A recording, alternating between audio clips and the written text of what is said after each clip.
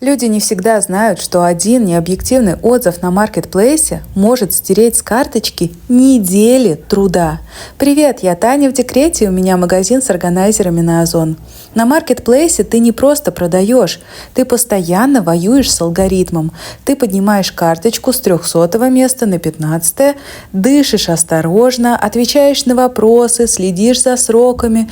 И тут кто-то пишет: коробка норм, но цвет не тот, 2 звезды. Не разобрался. Или просто настроения не было, а ты летишь вниз и не на одно место, а с 15 на 475 за секунду, потому что робот не думает.